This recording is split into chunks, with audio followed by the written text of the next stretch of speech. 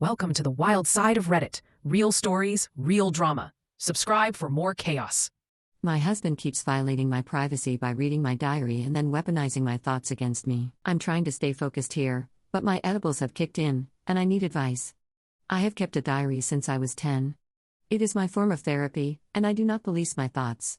I have never let anyone read my diary. My husband and I started dating over a decade ago. One day, a couple of months in, he was over at my apartment, and I had hopped in the shower. When I came out, he was sitting on the bed, shell-shocked.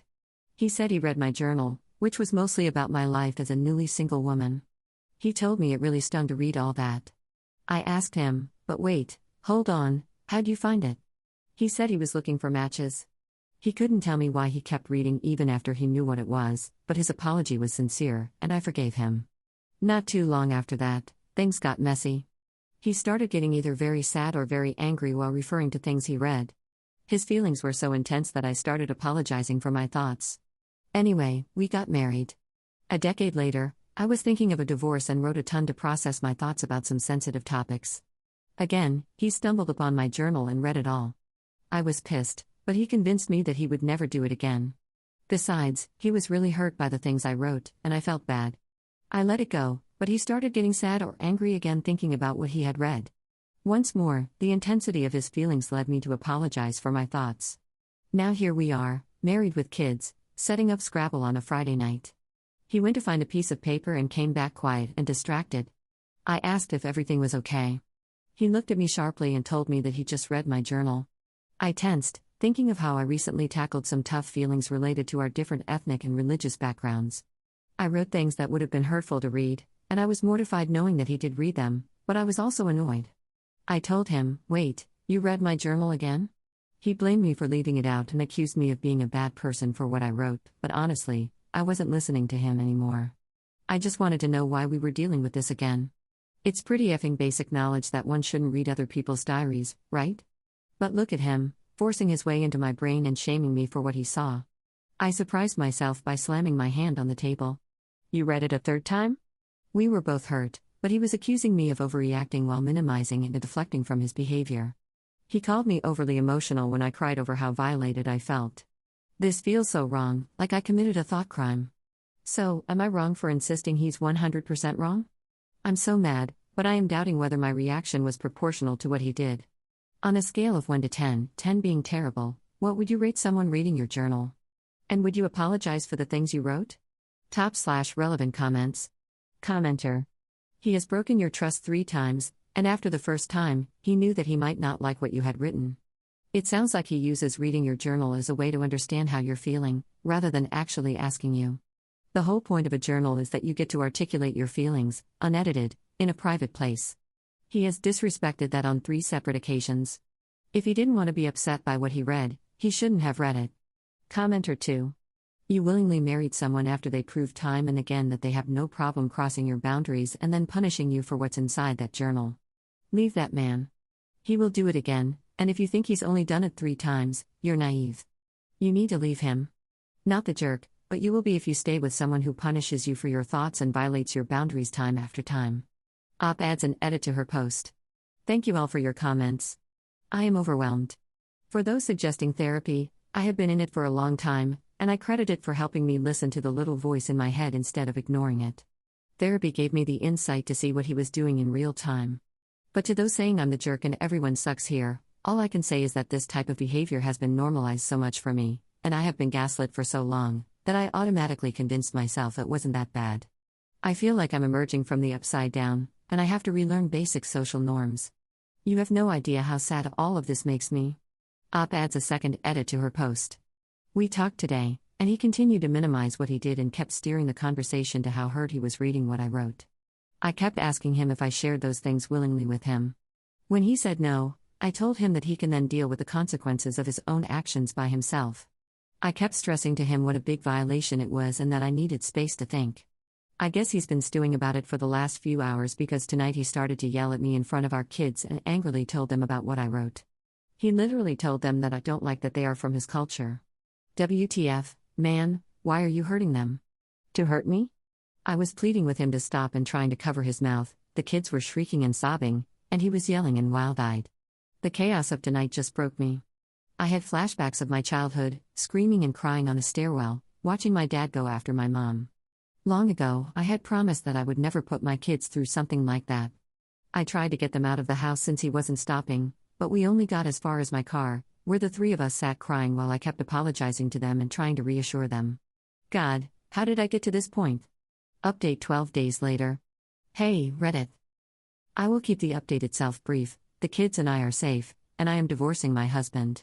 The incident that I posted about was so jarring that I could no longer downplay the abuse. I understood then that it would be so much worse for my kids to grow up in a household like that than to grow up with divorced parents. I did want to take this opportunity to talk to the people who seemed flabbergasted that I had not left him earlier. I know Reddit can be cruel sometimes, but to shame someone for staying in an abusive relationship is just so ignorant. A person stays with an abuser for a myriad of reasons: fear, shame, mental health issues, lack of resources, lack of support, lack of money, the partner's coercive control, etc. Please educate yourself on abusive relationships before writing judgmental comments. In my case, I stayed because he was so good at manipulating and gaslighting, at sowing doubt and confusion, that I started taking notes during arguments because I felt like I was going crazy. He would say things and then deny up and down that he said them. He would tell me that I misinterpreted his words or that I had a bad memory or that I had anger issues. Meanwhile, he was the one punching walls, breaking things, lying, and following me from room to room as I was trying to get away from him. After years and years of this, I left only when I saw how much staying would hurt my kids. To those in emotionally abusive relationships like mine, I want you to know that I see you. This is real abuse, even if it doesn't leave physical scars. /relevant comments. Commenter. Your original post genuinely had me looking at the author like, did I make this account? I went through the same thing. My ex would read my journal and then use it against me. Typically, he would use it to undermine me and make me think I told him things I hadn't. But one day, he read about a guy I had been talking to. He had asked me to open the relationship, and we had, and that upset him, so he came into where I was sleeping, threw the diary at my head, and started screaming at me and laughing maniacally. Thankfully, the relationship was broken enough that was one of a few last coffin nails. Instead of cowing me further, it pushed me out. I'm so happy that I got out of there. Just wanted you to know that you're definitely not the only one who has experienced this particular form of abuse and that it definitely is abusive, even in a vacuum from all the other crap. I hope you find your way out and that things feel better on the other side. This is going to burn like hell, but it's a cleansing fire. Second update 2 months later. In May 2022, I took a break from my marriage because my husband's verbal abuse was escalating. He moved out for a few weeks. Some of the things he said during our last fight, but had said many times before, were that I'm a failure, no one likes me, and I'm socially awkward. I have a graduate degree, I make good money, and I have friends, but I still believed him. During our separation, I signed up for a dating site. This was not to date or hook up with anyone, and I did not meet up or talk with anyone. It was only to see if I was really as undesirable as he made me out to be. He was wrong. I felt better about myself, and I deleted my account. Like Ross from Friends, I thought this was okay since we were on a break. I recognize that I should have set ground rules with my husband during the break, and I apologized to him about that. We tried to work on our marriage, but, as those who read my other posts know, I am divorcing him. This time during our separation, we set ground rules. One of them, at his request, was that we refrain from dating sites and dating in general until the divorce is finalized. We both agreed. 2 days ago, I got a bank notification about some weird charges. When I looked into it, I saw that he had joined 2 dating apps and mistakenly charged our joint account. I took a screenshot and sent it to him without comment. He responded that it was okay for him to do that because I did it in the past. When I mentioned that we discussed and agreed not to do that, he said, "I'm just doing what you did." I said he was the one who specifically asked that we not join sites until the divorce was finalized, but again, he said that I did it last time, so it's okay that he did it. He's now acting overly friendly so that I will let this issue go, but I feel deceived and can't go back to trying to be amicable with him. I decided to limit our conversations to our mediation sessions, but he continues to insist he did nothing wrong and is accusing me of withdrawing like I always do and of making the divorce contentious. Am I wrong for being bothered by what he did? I don't trust him, which makes me want to pull away, but maybe he's right that I don't know how to respond in a healthy way. He always accuses me of overreacting to things or of having unhealthy emotional responses, so if someone could please tell me what the healthy way to respond to this would be, I'm all ears. Third update 2 months later. Several months ago, I turned to Reddit because I knew something was wrong in my marriage, but I needed an outside perspective to tell me how wrong. I was the proverbial frog in boiling water. Since then, I've asked myself repeatedly why I didn't leave earlier. Then I remembered that I did try to end things a couple of months after we started dating. He was love bombing me, and I felt smothered.